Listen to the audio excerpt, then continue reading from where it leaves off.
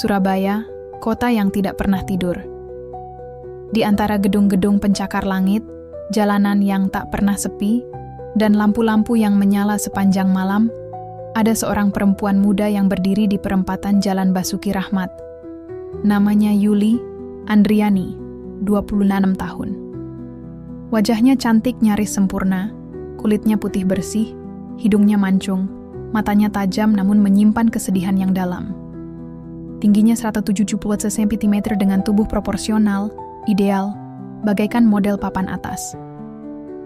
Yuli bukan hanya cantik, ia juga cerdas, lulusan universitas swasta ternama di Jawa Timur, dengan gelar sarjana ekonomi yang ia raih dengan kerja keras. Di kampung halamannya di daerah Bojonegoro, ia dikenal sebagai gadis pintar yang selalu jadi kebanggaan orang tuanya. Namun semua itu hanyalah bagian dari lembar awal kehidupannya. Lembar yang perlahan-lahan mulai lusuh begitu ia menginjakkan kaki di Surabaya. Awalnya, Yuli datang ke kota besar dengan mimpi sederhana. Ingin bekerja, membantu orang tua, dan membangun masa depan. Ia diterima di sebuah perusahaan tambang multinasional sebagai staf administrasi keuangan. Gajinya cukup besar untuk ukuran perempuan seusianya. Tapi seperti banyak kisah perempuan muda di kota besar, dunia yang awalnya penuh harapan, perlahan, mulai menjeratnya dalam gemerlap semu yang memabukkan. Setiap pagi, Yuli berangkat ke kantor dengan pakaian rapi, wajah cantik yang dihiasi makeup natural, dan parfum mahal yang wangi seperti bunga mekar di musim semi. Tak ada yang tahu apa yang sebenarnya ia jalani di balik senyum manisnya. Yuli tinggal di sebuah apartemen mewah di kawasan Citraland. Tempat tinggalnya jauh dari jangkauan gaji seorang staf biasa. Tapi tak ada yang bertanya.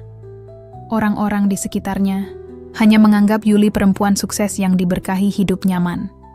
Hidup Yuli di kota besar tampak sempurna dari luar, tapi ia menyimpan rahasia gelap yang tak pernah ia bagi pada siapapun, bahkan pada dirinya sendiri yang dulu. Malam di Surabaya terasa begitu hangat, seperti selalu berbisik kepada siapa saja yang datang untuk menetap. Di sini, kamu bisa menjadi siapa saja. Dan Yuli, yang dulu hanya seorang gadis desa bersandal jepit, kini berjalan di lantai marmer apartemen mewah dengan sepatu hak tinggi bermerek luar negeri. Di siang hari, Yuli masih menjalani pekerjaannya sebagai staf administrasi keuangan di perusahaan tambang besar milik asing yang berkantor di pusat kota Surabaya. Ia mengetik laporan keuangan, menghadiri rapat mingguan, dan terlihat profesional di balik meja kerjanya yang tertata rapi. Rekan-rekannya mengaguminya, bukan hanya karena parasnya yang cantik, tapi juga karena gaya hidupnya yang mencolok. Handphone Yuli tak pernah sepi dari notifikasi. Undangan dari rekan-rekan sosialitanya, penawaran produk fashion terbaru, hingga notifikasi transfer masuk dengan nominal yang lebih besar dari gaji bulanannya. Tapi tak banyak yang tahu, angka-angka itu bukan datang dari bonus atau kerja keras. Itu adalah bayaran diam-diam dari seorang pria paruh baya, Pak Arman, atasannya. Sendiri Pak Arman adalah direktur keuangan perusahaan tempat Yuli bekerja. Seorang pria berusia 50 tahunan, sudah beristri dan memiliki 2 anak kuliah di luar negeri. Dari luar, ia tampak seperti sosok yang terhormat. Tapi di balik jas mahal dan cincin kawin di jarinya, ia menyimpan nafsu dan kekuasaan yang memabukkan. Perkenalan, Yuli dan Pak Arman bermula dari hal sepele, sebuah presentasi laporan yang membuat sang direktur terkesan. Setelah itu, perhatian kecil mulai datang. Puji-pujian yang terselip dalam candaan, hadiah kecil saat ulang tahun, makan siang berdua, dan akhirnya, tawaran yang tak pernah Yuli duga akan ia terima. Yul, kamu punya potensi besar. Tapi kamu tahu sendiri, kadang hidup butuh jalur cepat kalau ingin benar-benar naik kelas, ucap Pak Arman suatu malam di restoran hotel bintang 5. Yuli diam. Di antara suara gesekan pisau dan garpu, dan aroma wine merah yang menyengat, ia tahu ada sesuatu yang salah. Tapi saat amplop putih disodorkan ke hadapannya malam itu, penuh dengan uang tunai yang cukup untuk membayar kontrakan rumah orang tuanya di desa selama 5 tahun, Yuli hanya terdiam. Hatinya berkata, jangan. Tapi pikirannya terus mengingat wajah ayahnya yang mulai renta, adiknya yang masih sekolah, dan ibunya yang sedang sakit-sakitan. Itulah malam pertama segalanya berubah. Sejak saat itu, hidup Yuli tak lagi sama. Ia bukan sekadar pegawai biasa. Ia menjadi perempuan simpanan. Gelar yang tak pernah ia ucapkan, bahkan dalam hati. Ia mulai berpakaian lebih mewah, memakai parfum mahal, mengendarai mobil pribadi yang surat-suratnya tak atas nama dia, melainkan nama orang dalam. Ia menghadiri pesta-pesta kelas atas, duduk berdampingan dengan perempuan-perempuan glamor yang tawanya terdengar kosong namun menggoda. Yuli mulai belajar tersenyum, meski hatinya mati rasa. Ia tahu betul siapa dirinya di mata perempuan lain di kantor, wanita yang memikat atasan dan mendapat keistimewaan. Tapi Yuli juga tahu, diam-diam mereka ingin ada di posisinya. Ada yang menghinanya, tapi lebih banyak yang diam-diam iri. Di apartemennya yang dingin dan sunyi, Yuli sering berdiri di depan cermin besar yang menggantung di kamar. Ia menatap pantulan dirinya, perempuan muda bergaun malam merah marun dengan bibir merah merona, perhiasan di leher, dan mata sayu. Ia bertanya dalam hati, ini aku, atau hanya tubuhku yang dijalankan oleh kesepian dan keinginan? Ia tak pernah tahu lagi kapan terakhir kali ia menangis, karena terlalu sering tertawa palsu. Dalam kemewahan yang ia punya, Yuli justru merasa makin jauh dari dirinya sendiri. Kadang ia rindu jadi Yuli yang dulu, yang berjalan kaki ke sekolah, membawa bekal dari rumah, dan tertawa bersama teman-temannya di bawah pohon jambu dekat lapangan. Tapi hidup di kota besar seperti Surabaya tak memberi ruang untuk kerinduan. Di sini, semua harus tampak kuat, anggun, dan tanpa celah. Air mata hanya boleh jatuh dalam kesunyian. Suatu malam saat ia baru pulang dari pesta ulang tahun seorang pengusaha tambang, Yuli duduk sendiri di balkon apartemen. Di tangannya segelas anggur yang belum disentuh. Matanya menatap langit yang nyaris tak terlihat karena cahaya kota yang menyilaukan. Ia mengingat satu kalimat dari ibunya waktu terakhir pulang kampung. Hati-hati di kota, nak. Jangan sampai jalan yang kamu pilih membawa kamu menjauh dari Tuhan. Malam itu, untuk pertama kalinya dalam waktu lama, Yuli menutup mata dan berdoa. Bukan doa panjang, hanya bisikan kecil. Ya Allah, aku masih bisa pulang, kan? Udara kampung selalu berbeda. Dinginnya bukan seperti AC hotel, tapi sejuk yang menusuk hati. Bau tanah basah selepas hujan, suara jangkrik, dan lantunan azan maghrib dari surau kecil di ujung gang seakan menyapa jiwa yang selama ini tenggelam dalam hiruk-pikuk dunia. Yuli berdiri di depan rumah orang tuanya, rumah sederhana dengan dinding kayu yang mulai lapuk, cat yang mengelupas, dan atap seng yang kalau hujan berbunyi keras seperti genderang perang. Tapi rumah inilah yang selalu membuat hatinya hangat. Rumah yang menyimpan semua kenangan tentang dirinya yang dulu, sebelum semuanya berubah. Ibu, ucap Yuli lirih sambil mengetuk pintu pelan. Pintu terbuka, dan seorang wanita tua dengan wajah penuh kerutan muncul. Matanya menyala begitu melihat Yuli, lalu langsung memeluknya erat. Tubuhnya ringkih, tapi pelukannya tetap sama seperti dulu, penuh kasih dan kerinduan yang tak bisa diukur. Anakku pulang, bisik ibunya sambil menahan tangis. Yuli menggigit bibirnya. Ia tak ingin menangis, tapi di pelukan ibu, semua pertahanannya runtuh. Tak ada heels mahal, tak ada tas branded, tak ada perhiasan emas. Hanya seorang anak perempuan yang kembali mencari pelukan ibunya. Maaf bu, lama nggak pulang, ucapnya lirih.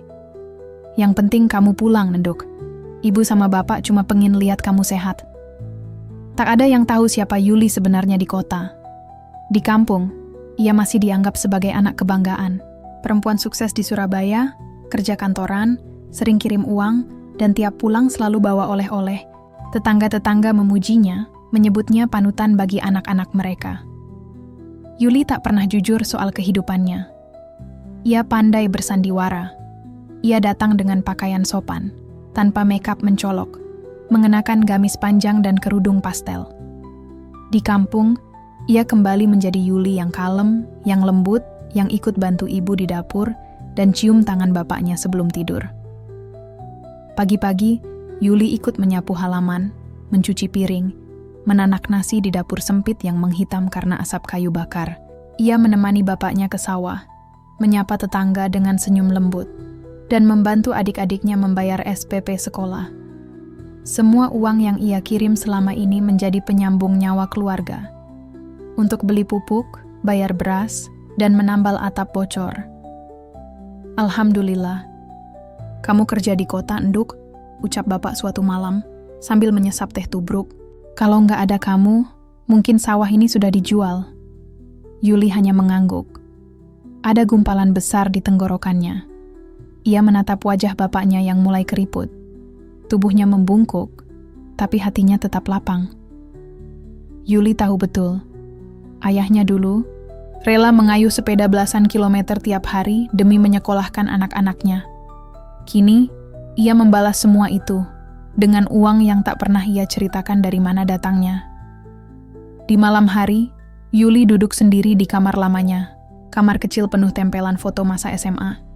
Di pojok kamar, masih ada rak buku pelajaran dan boneka hadiah dari teman sekolah. Ia memandangi wajahnya di cermin kayu tua yang sudah retak. Wajah itu tetap cantik, kulit putih, mata tajam, bibir mungil, tapi ada kelelahan yang tak bisa disembunyikan. Ia menutup wajah dengan tangan, menangis dalam diam. Ya Allah, kenapa aku merasa paling kotor di rumah yang paling suci ini? Keesokan harinya, ibu mengajaknya ikut pengajian di mushola. Yuli tak menolak. Ia mengenakan mukena putih bersih yang dulu ia beli saat pertama kali kerja.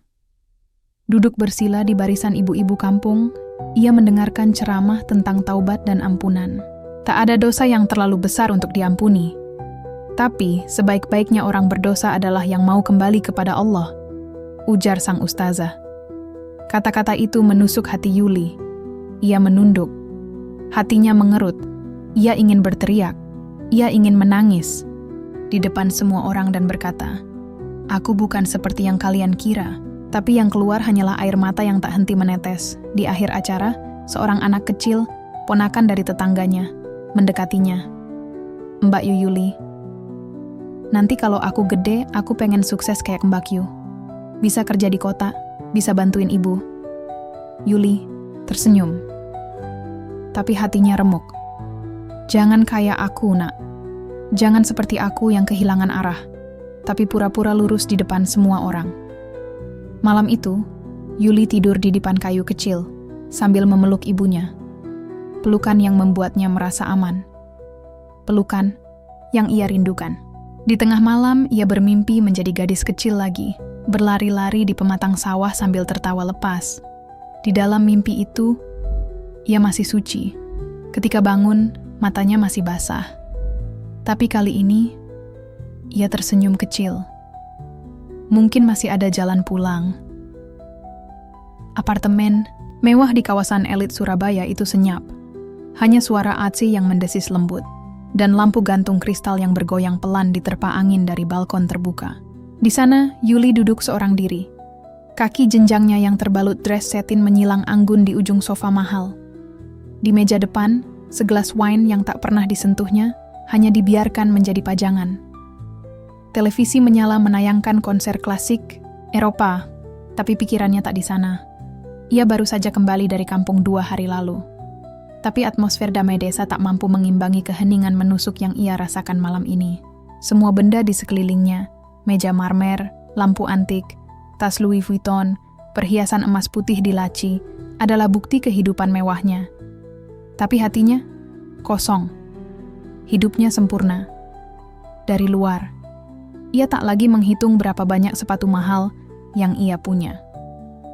Ia memiliki mobil pribadi, hadiah dari atasannya. Apartemen ini juga bukan atas namanya. Tapi ia tahu betul, semua ini bukan miliknya secara utuh.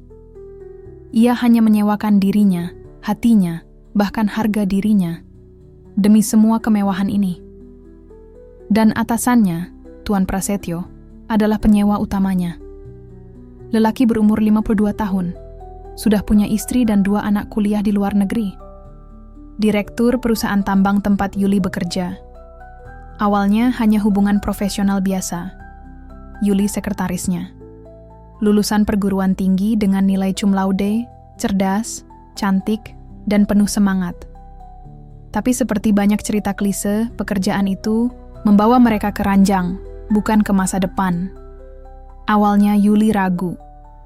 Tapi pertama kali ia diberi uang 50 juta, hanya untuk menemaninya makan malam dan berlibur ke Bali, hatinya mulai runtuh. "Kamu istimewa, Yul. Saya serius sama kamu," kata Tuan Prasetyo waktu itu. Tapi Yuli tahu, ia bukan istimewa. Ia hanya penghibur yang tak berseragam PSK. Beberapa bulan berlalu.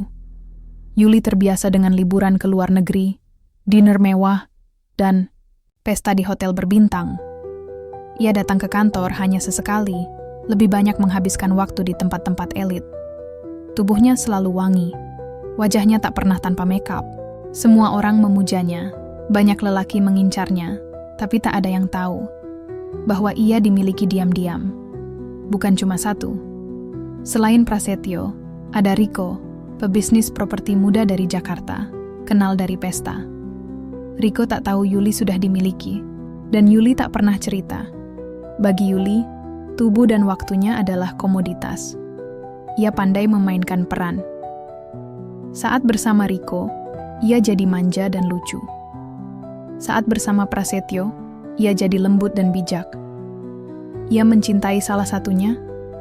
Tidak. Tapi merasa dibutuhkan membuatnya merasa hidup. Pernah satu malam, setelah menghabiskan waktu dengan Prasetyo, Yuli menangis di kamar mandi. Ia duduk di lantai dingin sambil memandangi wajahnya di kaca. Apa aku masih pantas dicintai? Tak ada jawaban. Ia pernah mencoba menjalin hubungan, sungguhan dengan pria seumurannya, seorang pegawai bank. Tapi ketika pria itu tahu siapa dirinya sebenarnya, ia ditinggalkan begitu saja. "Maaf, kamu terlalu baik buat aku," katanya sinis. Yuli tertawa pahit. Dunia terlalu kejam pada wanita seperti dirinya, dihargai saat dibutuhkan, dihina saat mereka tahu isi hatimu. Pernah juga, tengah malam, ia mendapat panggilan dari istri Prasetyo. Tak tahu bagaimana, sang istri mengetahui keberadaan Yuli. "Kamu cantik, Yuli, tapi kamu juga pengganggu rumah tangga orang. Kalau kamu punya harga diri, kamu berhenti." Suara di seberang dingin. Yuli tak menjawab. Ia hanya mematikan ponsel dan membantingnya ke lantai. Tangisnya pecah. Ia membenci dirinya sendiri, tapi ia juga terlalu takut kehilangan dunia yang sudah telanjur memanjakannya. Beberapa hari kemudian, Prasetyo datang ke apartemen membawa kalung berlian. "Untukmu, karena kamu satu-satunya yang ngerti aku," katanya. Yuli tersenyum, tapi senyumnya kosong. Kalung itu indah, mahal, tapi terasa seperti rantai di leher. Malamnya, setelah pria itu tertidur, Yuli berjalan ke balkon. Ia memandangi langit Surabaya yang tak pernah benar-benar gelap. Di bawah, mobil-mobil berseliweran. Kota ini sibuk dan tak peduli. Tapi ia mulai merasa lelah. Lelah hidup seperti boneka mewah yang dipajang dan dipakai saat dibutuhkan. Apa aku masih bisa jadi manusia biasa? Pertanyaan itu menggema di hatinya. Yuli tahu, semakin lama ia bertahan di dunia ini, semakin sulit ia keluar. Uangnya banyak, tapi tak ada yang bisa ia panggil sahabat sejati. Banyak pria mengaguminya, tapi tak ada yang mencintainya utuh. Ia hidup di tengah pesta, tapi hatinya sepi dalam sunyi. Dan malam itu, saat semua orang tidur, Yuli kembali menangis. Bukan karena ditinggal atau dikhianati, tapi karena ia sendiri tak yakin masih punya alasan untuk tetap menjadi dirinya. Hujan turun deras di Surabaya malam itu. Jalanan yang biasanya sibuk mulai lengang, hanya diterangi lampu jalan dan suara ban mobil memecah genangan air. Di dalam apartemen mewahnya, Yuli memandangi layar ponsel yang baru saja ia letakkan di atas meja. Matanya memerah, tangannya masih gemetar. Baru saja, ia menerima kabar dari rekan sekantor lamanya. Pesan singkat itu terasa seperti petir yang menyambar dadanya. "Yul, kantor tutup permanen, perusahaan pailit, semua aset dibekukan, bos juga kabur ke luar negeri, ini beneran tamat." Yuli diam, tubuhnya serasa kehilangan tenaga. Ia bersandar di dinding, lalu perlahan-lahan menjatuhkan dirinya ke lantai marmer yang dingin. Nafasnya tak teratur. Mulutnya terbuka, tapi tak ada suara yang keluar. Tamat, gumamnya pelan. Semua ini tamat. Perusahaan tambang tempatnya bekerja sejak 4 tahun lalu. Tempat pertama yang membuatnya bermimpi besar. Lalu, mengikatnya dalam jerat sebagai wanita simpanan, kini lenyap begitu saja. Tak hanya perusahaan, tapi Prasetyo, lelaki yang selama ini menjadi sumber segala kemewahan hidupnya. Prasetyo kabur, menghilang, tanpa pamit, tanpa jejak, tanpa kabar. Dan yang lebih menyakitkan, tanpa meninggalkan apapun untuk Yuli, selain tumpukan pertanyaan dan hati yang hampa. Yuli menatap sekeliling apartemennya. Sofa kulit asli, meja marmer, kulkas 2 pintu berisi wine mahal, lemari penuh tas branded. Tapi kini, semua itu tak ada artinya. Ia tahu, apartemen ini dibayar oleh Prasetyo. Ia tahu, kartu kreditnya atas nama perusahaan. Ia tahu, uang bulanan dan biaya hidupnya berasal dari satu sumber, pria itu. Dan sumber itu kini menghilang. Beberapa hari kemudian, kenyataan menjadi lebih pahit. Petugas datang membawa surat. Apartemen itu resmi akan disita. Yuli diberi waktu 1 minggu untuk angkat kaki. Tak ada kompromi. Tak ada ruang untuk tawar-menawar. Yuli mencoba menghubungi Riko, pria lain yang dulu sering mengajaknya makan malam dan memberinya hadiah. Tapi Riko kini sudah bertunangan dengan seorang penyanyi terkenal. Nomornya sudah tak aktif. Ia mencoba menjual beberapa tas dan perhiasan untuk bertahan. Tapi ternyata harga barang mewah tak sebanding dengan nilai emosionalnya. Tas 70 juta hanya laku 12 juta. Kalung berlian yang dulu membuatnya menangis haru, kini hanya dianggap perhiasan bekas. Yuli, yang dulu dielu-elukan karena kecantikannya, yang dulu mudah masuk klub elit dan duduk di meja VIP, kini harus menghitung sisa saldo di ATM untuk membeli makan. Di hari ke-7, ia resmi meninggalkan apartemen. Membawa 2 koper, beberapa tas yang masih bisa dijual, dan luka dalam hati yang sulit ia definisikan. Ia merasa seperti anak kecil yang kehilangan rumah, tapi lebih buruk, karena ia sadar rumah itu memang tak pernah miliknya. Ia pindah ke kos kecil di daerah Wonokromo. 1 kamar sempit, dengan kasur tipis dan kipas angin yang bunyinya seperti mesin rusak. Ia menghabiskan waktu dengan melamun, menangis, dan menatap dinding. Tak ada Prasetyo, tak ada Riko, tak ada siapa-siapa. Dan tak ada yang tahu bagaimana rasanya jatuh dari ketinggian. Malam itu Yuli memandangi dirinya di cermin. Rambutnya berantakan, matanya sembab. Wajah yang dulu selalu dipoles dengan makeup mahal kini terlihat polos dan asing. Apa ini wajah asliku? Untuk pertama kalinya dalam bertahun-tahun, ia menatap dirinya. Bukan sebagai wanita simpanan, bukan sebagai wanita cantik berbalut kemewahan, tapi sebagai Yuli. Seorang perempuan 26 tahun yang pernah punya mimpi, tapi tersesat dalam kilau palsu kota besar. Tangisnya pecah. Ia bersimpuh di depan cermin. Ia menyesali semuanya. Bukan hanya karena kehilangan harta, tapi karena selama ini ia membiarkan dirinya dibeli. Tanpa pernah tahu harga jiwanya sendiri. Besok paginya, Yuli terbangun dengan kepala berat dan mata yang bengkak. Tapi hari itu, untuk pertama kalinya dalam waktu lama, ia tidak memakai makeup. Ia mengenakan kaos lusuh, sandal jepit, dan berjalan keluar kamar kos. Tidak untuk mencari lelaki kaya baru, tapi untuk mencari secercah alasan untuk tetap hidup. Dan di jalanan yang panas dan berdebu itu, takdir mempertemukannya kembali dengan seseorang yang dulu pernah ia abaikan, Astri. Pagi itu udara Surabaya terasa berat dan pengap. Matahari belum terlalu tinggi, tapi panasnya sudah menembus hingga ke tulang. Yuli berjalan menyusuri trotoar yang tak rata, menunduk, matanya sayu. Kaos longgar dan celana jeans lusuh membungkus tubuhnya yang dulu selalu dibalut gaun mahal. Ia tak tahu harus kemana. Saldo di ATM tinggal Rp200.000. Sisa hasil penjualan tas terakhirnya hanya cukup untuk bertahan beberapa hari ke depan. Ia sempat berpikir untuk kembali ke dunia yang ia tahu. mencari pria kaya lain. Tapi entah kenapa, hatinya menolak. Langkahnya berhenti di depan sebuah kedai kecil di pinggir jalan. Warung kopi sederhana. Bau gorengan dan kopi hitam tercium dari dalam. Ia hanya berniat membeli teh hangat. Ketika hendak masuk, tiba-tiba terdengar suara lembut dari belakang. Yuliati? Yuli menoleh. Matanya membelalak. Di depannya berdiri seorang perempuan sederhana, mengenakan jilbab coklat dan gamis, panjang. Wajahnya bersih dan teduh. Sekilas, hampir tak dikenali. Tapi suara itu, suara yang sangat familiar. "Kamu, Astri?" Perempuan itu tersenyum, hangat, tulus, seperti sinar kecil dalam ruang gelap. Mereka duduk berdua di kedai itu, memesan teh dan pisang goreng. Astri menatap Yuli penuh rasa iba, tapi tak menghakimi. Wajah Yuli tampak lelah, seolah telah menjalani 1000 peperangan dalam satu malam. "Aku lihat kamu di seberang jalan.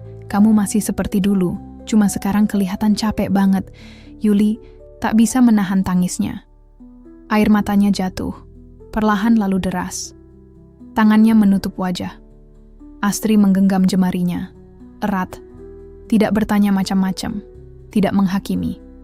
"Aku udah nggak punya apa-apa, Tri. Aku kosong. Kosong banget."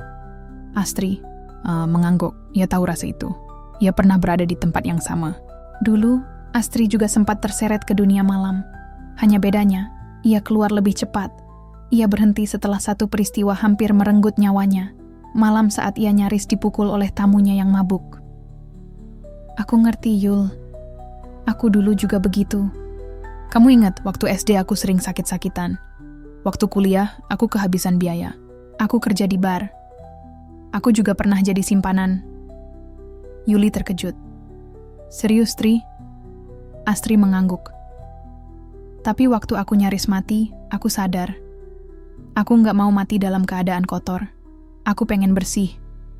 Sejak itu aku mulai ikut pengajian, pelan-pelan. Sekarang aku bantu komunitas perempuan yang mau tobat dari dunia malam." Mata Yuli kembali berkaca-kaca. Ia tak percaya.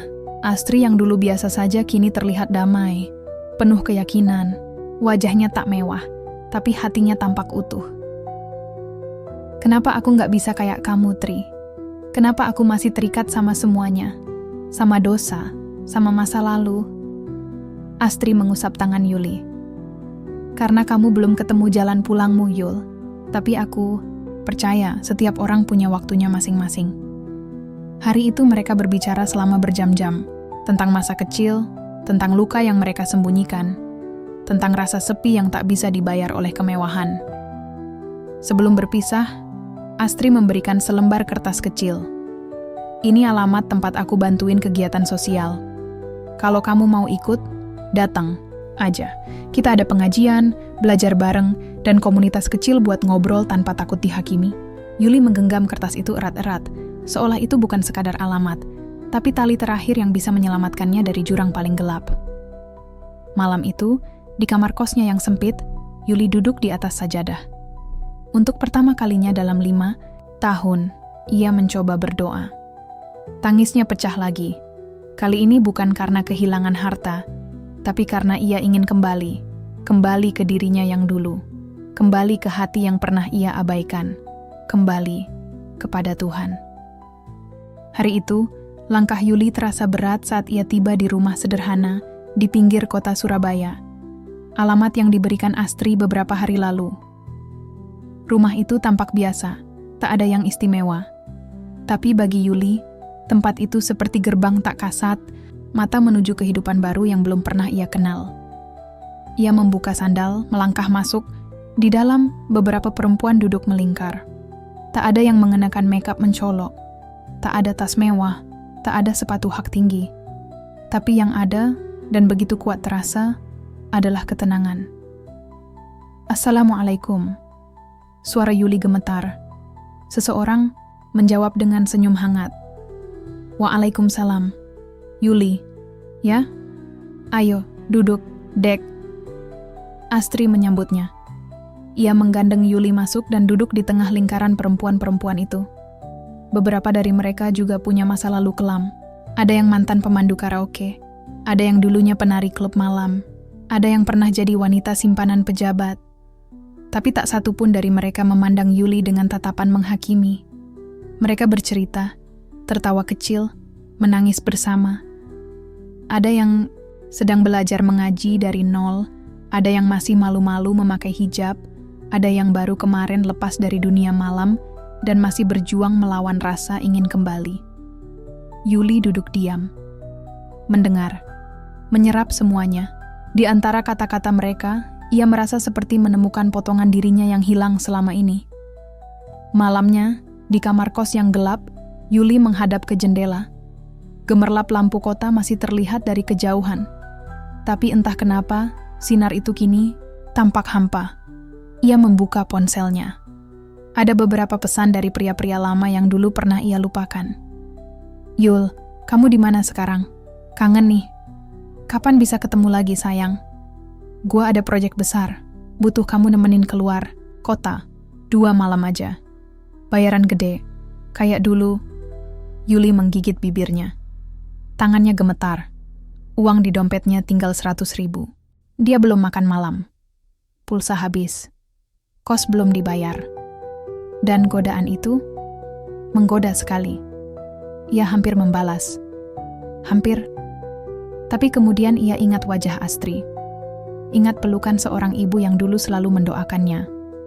Ingat saat ia bersujud beberapa malam lalu, untuk pertama kalinya, bukan meminta dunia, tapi meminta jalan pulang.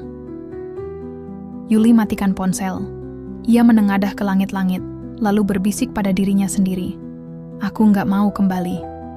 Hari-hari berikutnya tak mudah. Ia mulai belajar mengaji. Setiap huruf hijaiyah terasa asing, tapi ia gigih. Kadang menangis di tengah hafalan karena merasa hina. Ia sering merasa kotor, tidak pantas. Tapi Astri selalu bilang, "Allah tidak melihat masa lalu kita, Yul. Yang Allah lihat adalah langkah pertama kita menuju cahaya." Yuli juga mulai mencari kerja yang halal. Ia melamar jadi kasir minimarket, jadi SPG di toko elektronik, jadi pelayan di rumah makan Padang. Semuanya ditolak. Tak jarang ia merasa ingin menyerah. Tapi kali ini, ia tak ingin lari lagi ke pelukan pria kaya. Ia ingin menapaki dunia dengan kaki sendiri, walau sakit. Suatu sore, saat hujan turun gerimis, Yuli duduk di teras rumah komunitas. Ia menangis diam-diam. Tubuhnya lelah, hatinya lebih lelah lagi. Astri duduk di sampingnya. "Aku nggak yakin bisa, Tri. Dunia itu masih manggil-manggil. Kadang aku masih kangen parfum mahal, makan malam di rooftop hotel bintang 5. Itu wajar, Yul. Tapi kamu sedang menang, tahu? Setiap hari kamu menolak satu godaan, itu kemenangan. Dan kamu nggak sendirian." Yuli menggenggam tangan Astri. "Aku takut, Tri. Takut kalau semua ini cuma sementara." Astri memeluk Yuli erat, seperti kakak, seperti pelindung. "Kalau kamu jatuh lagi, aku akan tetap di sini. Tapi percayalah, semakin kamu dekat pada Allah, kamu akan lihat yang dulu kamu anggap kemewahan, ternyata cuma tipu daya." Malam itu, untuk pertama kalinya, Yuli membaca surat pendek dalam sholatnya, dengan terbata, dengan air mata. Tapi hatinya terasa lebih utuh dari sebelumnya. Benih cahaya sudah tertanam. Dan ia mulai tumbuh, pelan-pelan. Perjalanan meninggalkan dosa bukanlah jalan lurus. Ia penuh lubang, batu tajam, dan bayangan masa lalu yang selalu membuntuti. Yuli tahu itu. Tapi ia tak menyangka bahwa rasa rindu akan kehidupan lamanya bisa sedalam ini. Sudah 2 minggu sejak Yuli aktif di komunitas Astri. Ia rajin ikut pengajian, belajar membaca Al-Quran, bahkan mulai mengisi waktu dengan membuat kue untuk dijual bersama teman-teman komunitas. Tapi uang yang didapat tak pernah cukup. Suatu sore, ia berjalan ke ATM dengan harapan kecil. Mungkin ada transfer dari kenalan lamanya di kampung. Tapi layar ATM menunjukkan kenyataan pahit. Saldo, 3.200 tangannya, gemetar. Hari itu ia belum makan. Di dompet hanya ada 1 lembar 2.000-an. Lalu tiba-tiba, Ponselnya berdering. Nomor tidak dikenal. Yuli mengangkat dengan ragu. Yuli, ini Rino. Napas Yuli terhenti. Rino, mantan atasannya. Lelaki pertama yang menjadikannya simpanan. Lelaki yang memberinya mobil, apartemen, dan mimpi semu. Kamu kemana aja, sayang? Aku dengar kamu cabut dari dunia itu. Nggak nyangka ya, tapi kamu masih cantik kan? Aku lagi di Surabaya. Kita bisa ngobrol? Rino, aku udah nggak di dunia itu lagi. Rino tertawa di seberang sana. Suaranya masih seperti dulu. Dingin, menggoda, penuh kekuasaan. Yul, aku ada proyek baru. Butuh asistensi. Cuman seminggu. Kamu bakal dapat 50 juta. Nggak usah repot kerja keras kayak sekarang.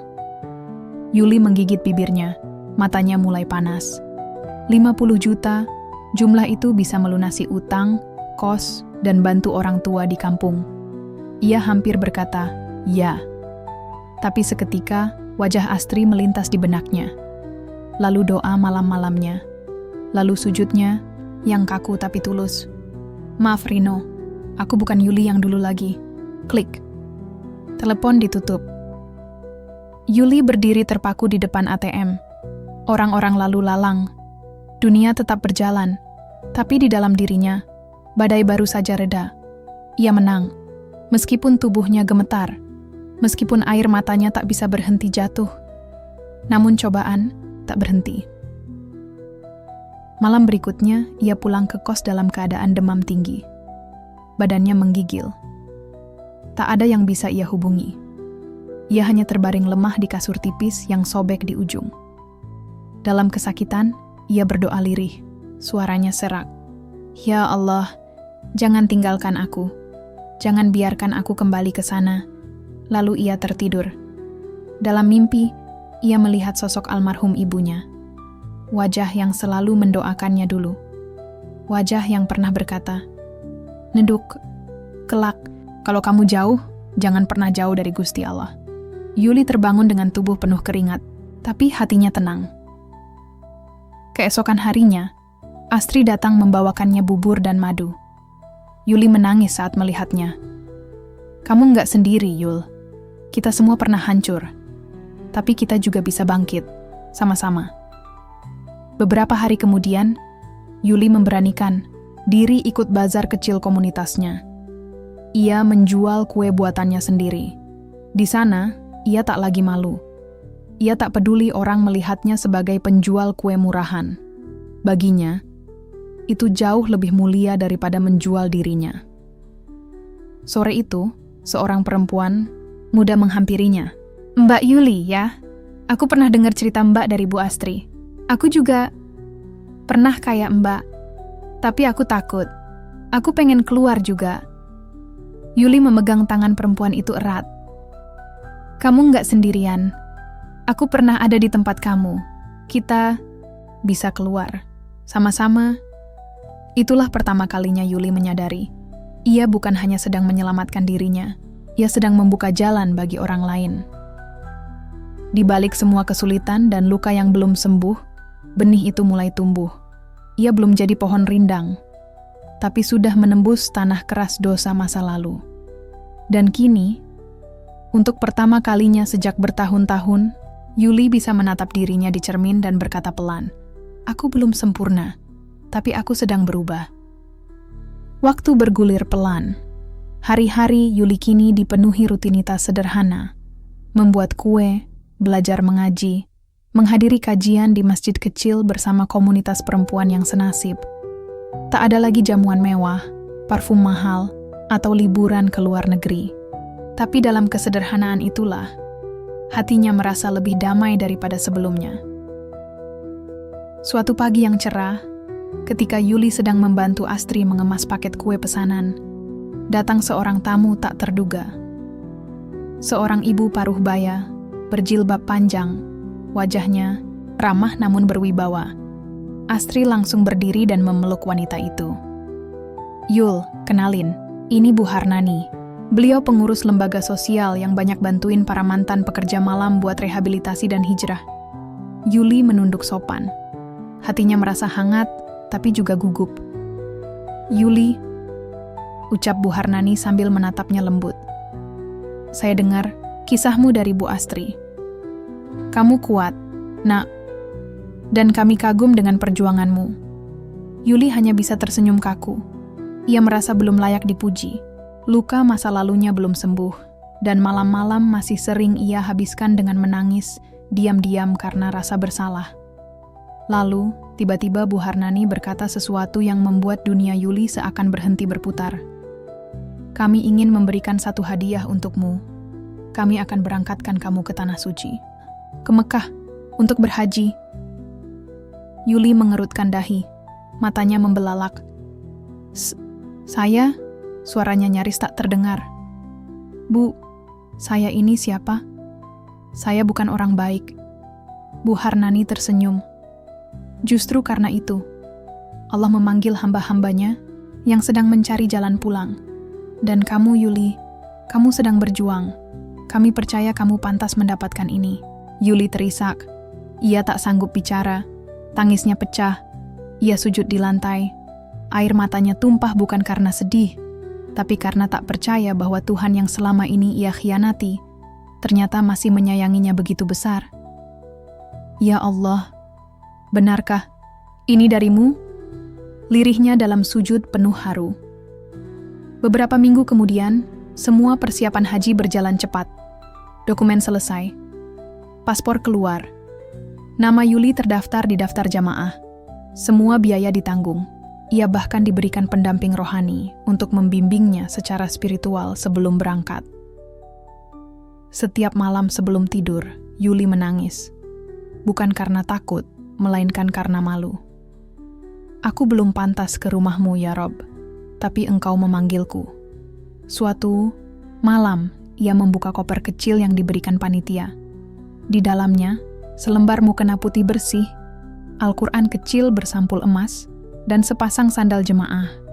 Ia meraba mukena itu dengan jari-jari gemetar. Dalam benaknya terbayang dosa-dosa yang dulu ia lakukan, lelaki-lelaki yang ia layani, malam-malam yang ia jual hanya demi uang. Ia nyaris muntah menahan rasa jijik pada dirinya sendiri. Tapi saat ia memeluk mukena itu, sesuatu dalam dirinya berbisik, "Kamu tidak sedang lari dari dosa, kamu sedang kembali kepadanya." Seminggu sebelum berangkat, Yuli pulang ke kampung. Ia mencium tangan ayahnya, memeluk adik-adiknya, dan menangis saat minta doa restu. Di mata keluarga dan tetangga, Yuli adalah anak yang sukses dan salehah. Tak ada yang tahu bahwa keberangkatannya adalah bagian dari taubat panjang. "Nduk, ibu bangga sama kamu," ujar ayahnya sambil mengelus kepala Yuli. Yuli hanya mampu menunduk. "Bapak, doakan aku. Semoga aku bisa pulang jadi manusia yang baru." Malam terakhir di Indonesia, Yuli menatap langit dari jendela kecil kamar kosnya.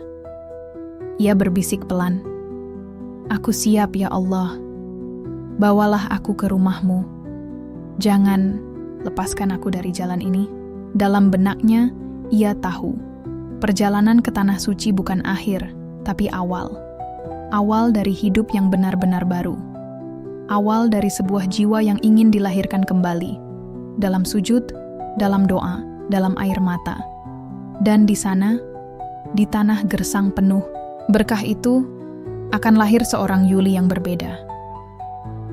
Langit Madinah menyambut Yuli dengan cahaya lembut. Hatinya gemetar saat pertama kali menapakkan kaki di Tanah Suci. Ia tak pernah membayangkan, seorang perempuan dengan masa lalu kelam sepertinya bisa sampai di sini. Dalam balutan kain ihram, berdiri sejajar dengan jutaan jiwa yang datang dari seluruh penjuru dunia. Semuanya memohon ampun kepada Tuhan yang sama. Tangisnya pecah saat pertama kali melihat Masjid Nabawi. Kubah hijau itu seolah memeluk luka-luka batinnya. Ia tak lagi sanggup berkata apa-apa. Hanya air mata yang mengalir, deras, seakan seluruh penyesalan hidup mengalir keluar bersamaan dengan setiap helaan napasnya.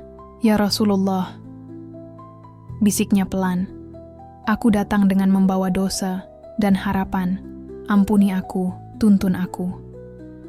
Hari demi hari di Madinah ia lalui dalam kekhusyukan. Yuli ikut sholat berjamaah, berdoa di Raudhah, dan menangis berjam-jam. Di depan makam Rasulullah, ia menulis dalam buku kecilnya, "Di depanmu, ya Rasul, aku hancur. Tapi di sini juga aku merasa utuh untuk pertama kalinya." Beberapa hari kemudian, rombongan berangkat ke Mekah. Dan disinilah titik terdalam dalam hidup Yuli tercatat. Malam itu, saat pertama kali melihat Ka'bah, tubuhnya limbung. Kaki-kakinya lemas. Dadanya sesak oleh perasaan yang tak bisa dijelaskan. Ia menangis. Menangis seperti anak kecil yang akhirnya menemukan ibunya. "Ya Allah, Engkau benar-benar mengundangku ke rumahmu. Aku ini siapa? Aku ini apa?" Orang-orang di sekelilingnya berdoa khusyuk. Tapi Yuli tak bisa berhenti menangis. Ia bersujud di pelataran Ka'bah, memeluk lantai marmer yang dingin, dan berdoa dengan suara bergetar. "Ampuni aku ya Rabb, ampuni aku. Aku lelah berdosa. Aku rindu jadi perempuan yang Kau cintai."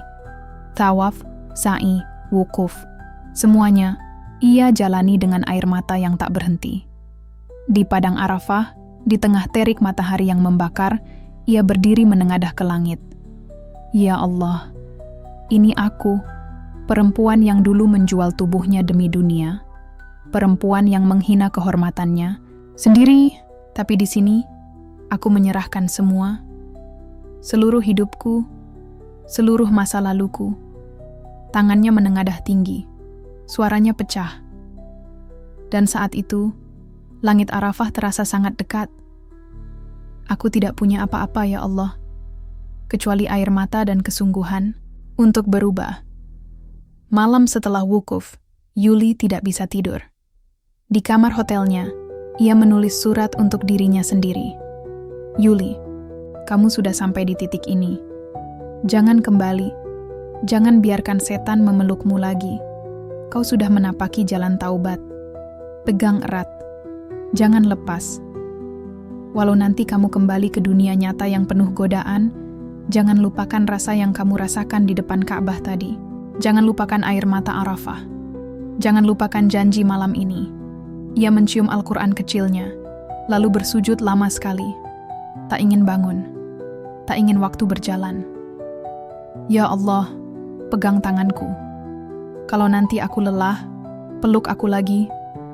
Di penghujung ibadah haji, saat ia duduk menunggu bus menuju bandara untuk pulang ke Indonesia, seorang ibu tua dari Aceh memeluknya. "Nak, Ibu lihat kamu menangis terus selama di sini. Semoga tangisanmu jadi penghapus dosa ya, Nak. Semoga Allah muliakan kamu." Yuli tak bisa berkata apa-apa. Ia hanya membalas pelukan itu sambil menangis dalam senyap. "Amin. Amin." Dan di balik jendela bus yang mulai bergerak, Yuli menatap Ka'bah untuk terakhir kalinya. Ia tak tahu kapan bisa kembali, tapi ia tahu satu hal pasti. Aku datang sebagai pendosa. Aku pulang sebagai hamba yang ingin menjadi suci. Hari pertama Yuli kembali ke Indonesia adalah hari yang paling sunyi dalam hidupnya. Bukan karena tak ada yang menyambut, tapi karena hatinya terasa kosong. Bukan hampa, melainkan hening. Sebuah hening yang hanya dimiliki mereka yang pernah duduk diam di pelataran Ka'bah, berbisik sendu kepada Tuhan dengan air mata sebagai bahasa. Ketika sampai di rumah, ibunya memeluk Yuli erat. "Nduk, piye Meka? Pasti apik ya, Le." "Apik, Mak. Apik banget. Rasane kaya nemu omah sejatine ati iki." "Bagus, Mak. Sangat bagus. Rasanya seperti menemukan rumah sejati untuk hati ini." Yuli mencium tangan bapaknya, memeluk adik-adiknya, dan untuk pertama kalinya sejak bertahun-tahun, ia merasa benar-benar menjadi seorang anak. Bukan perempuan yang berpura-pura suci, bukan juga simpanan lelaki kaya, tapi hanya seorang Yuli, anak kampung biasa yang sedang berjuang menebus masa lalu. Beberapa hari kemudian, saat malam larut, Yuli duduk sendiri di kamar. Ia membuka kotak kecil yang selalu ia simpan sejak masih hidup glamor di Surabaya. Di dalamnya ada beberapa jam tangan mahal, perhiasan emas, kartu kredit yang sudah tak aktif, dan satu foto lelaki paruh baya. Atasan yang dulu ia cintai, atau mungkin hanya ia gantungkan harapannya kepadanya. Dengan tangan bergetar, Yuli menatap foto itu. Aku pernah menyerahkan semuanya padamu. Harga diriku, tubuhku, bahkan jiwaku. Tapi, kini aku memilih menyerahkannya kepada Allah. Ia merobek foto itu. Satu sobekan, dua sobekan, hingga menjadi serpihan kecil.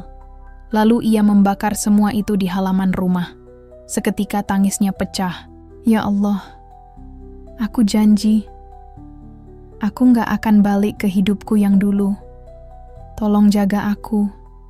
Jangan biarkan aku tergelincir lagi. Lidahnya basah dengan istighfar. Tubuhnya bergetar dalam sujud yang panjang. Ia menangis seperti anak kecil, membenamkan wajahnya di sajadah, memeluk bumi yang dingin sambil memohon agar langit tidak pernah meninggalkannya lagi. Aku ingin hidup baru ya Rob. Bimbing aku. Esok harinya, Yuli membagikan semua sisa baju-baju mewahnya kepada tetangga. Ia menyumbangkan uang tabungannya untuk membiayai sekolah anak-anak miskin di desa. Ia bahkan menjual cincin berlian, terakhirnya untuk membeli mushaf Al-Quran dan membagikannya di masjid sekitar rumah. Orang-orang mulai bertanya-tanya, bahkan bergosip, Yuli kok berubah banget ya? Saiki malah rajin pengajian, dulu katanya kerja di kota gede. Tapi Yuli hanya tersenyum. Ia tak perlu menjelaskan apapun. Biarlah masa lalunya jadi rahasia antara dia dan Tuhannya. Yang terpenting baginya, sekarang bukan lagi bagaimana orang melihatnya, tapi bagaimana Allah menilainya. Suatu malam, ia mendapat undangan dari sebuah komunitas remaja masjid. Mereka mengundangnya untuk berbagi cerita sebagai mantan perempuan kota yang kini telah hijrah. Awalnya Yuli ragu. Tapi kemudian ia teringat saat-saat terburuk dalam hidupnya. Dan ia tahu, kalau bukan dirinya yang bercerita, mungkin tidak ada yang akan mengerti betapa dalamnya jurang itu. Di hadapan puluhan perempuan muda, dengan mikrofon di tangan dan mukena putih menutupi tubuhnya, Yuli bicara. Saya bukan perempuan suci. Saya bahkan pernah menjadi perempuan yang menjual diri. Bukan di pinggir jalan, tapi di kantor, hotel, dan di atas ranjang kekuasaan. Saya datang ke Mekah, bukan karena saya pantas, tapi karena Allah terlalu sayang sama saya. Dia tarik saya keluar dari lumpur. Dia bersihkan saya pakai air mata saya sendiri. Para hadirin terdiam. Sebagian mulai menangis. Saya berdiri di sini bukan untuk pamer tobat, tapi untuk bilang bahwa kita bisa memilih jalan pulang. Bahkan dari lorong tergelap sekalipun, Yuli pulang malam itu dengan perasaan yang sulit dijelaskan. Bukan bangga, tapi tenang. Untuk pertama kalinya dalam hidupnya, ia merasa bebas. Bebas dari rasa bersalah. Bebas dari masa lalu. Dan malam itu, ia menuliskan sebuah janji besar dalam buku catatannya. Aku akan gunakan hidupku untuk menyelamatkan perempuan-perempuan seperti aku. Agar mereka tahu bahwa Allah selalu membuka jalan pulang. Sudah 2 bulan berlalu sejak Yuli kembali dari Tanah Suci. Hari-harinya kini diisi dengan kegiatan sosial kecil-kecilan, membantu ibu-ibu di kampung belajar membaca Al-Quran, ikut menjadi relawan pengajian, dan sesekali diminta menjadi pembicara di acara kajian keperempuanan. Namun sebuah pesan tak terduga tiba di ponselnya. Nomor tak dikenal mengirim pesan singkat. Yuli, saya ingin bertemu. Saya Rita, istri almarhum Pak Arman. Yuli kaget. Nama itu seperti palu yang memukul masa lalu yang sudah ia kubur dalam-dalam. Arman, atasannya dulu, kekasih gelapnya, lelaki, yang memenuhi hidupnya dengan glamor sekaligus kehampaan, telah meninggal dunia, dan kini istrinya menghubunginya. Yuli tak membalas pesan itu selama 3 hari. Ia bingung, takut, malu, tapi rasa bersalah dan tanggung jawab mengalahkan semua. Mereka akhirnya bertemu di sebuah rumah makan sederhana di pinggiran kota.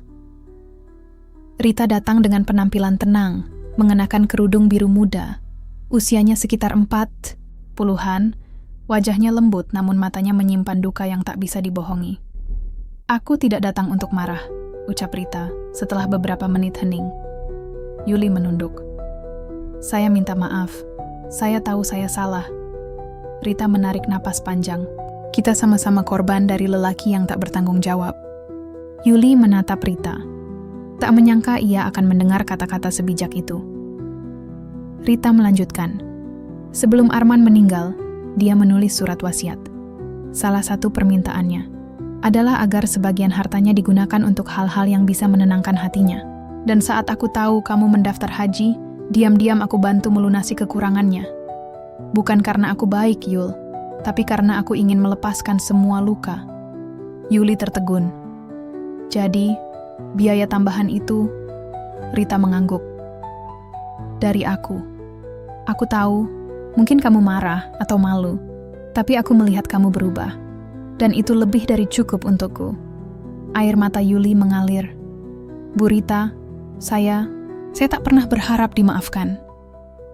Bukan soal kamu pantas atau tidak dimaafkan. Ini soal aku ingin hidup tenang. Rita tersenyum, lalu berdiri. Sebelum pergi, ia menggenggam tangan Yuli.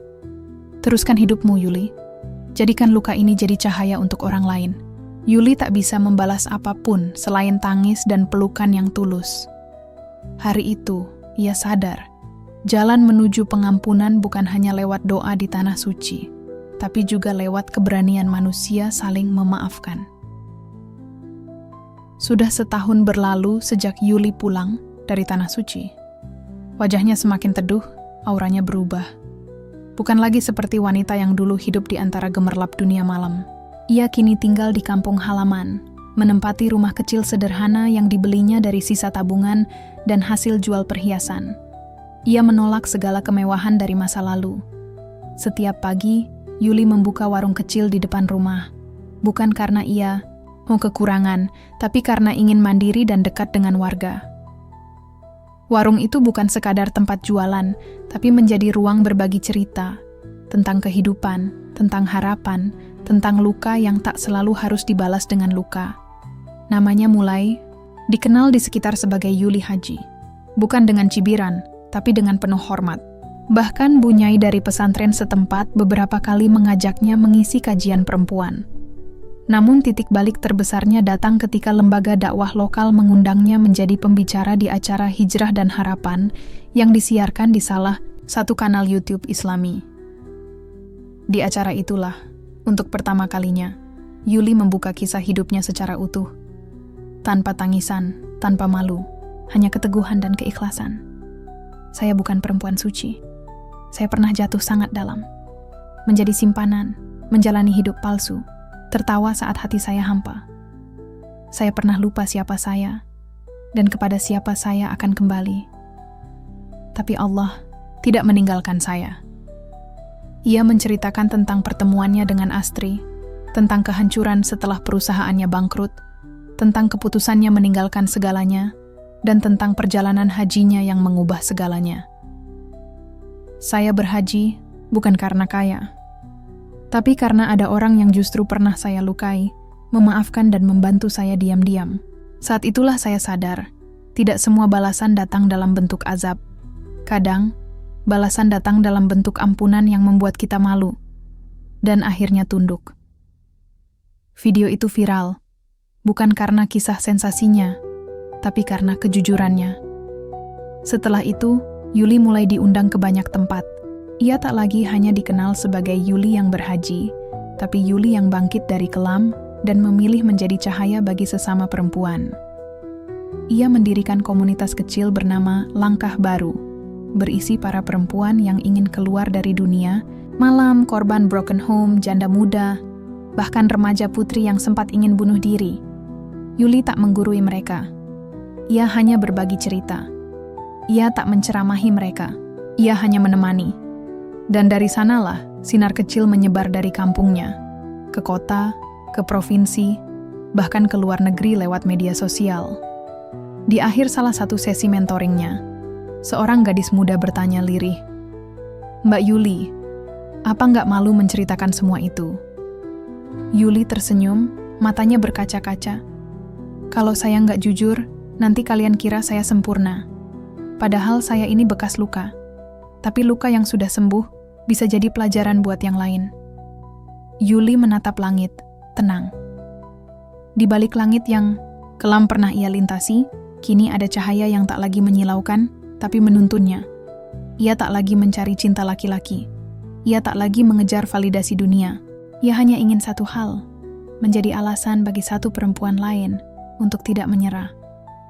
Dan dalam diamnya, doa itu terus ia panjatkan setiap malam. Ya Allah, terima kasih sudah tidak menyerah padaku ketika aku hampir menyerah pada diriku sendiri.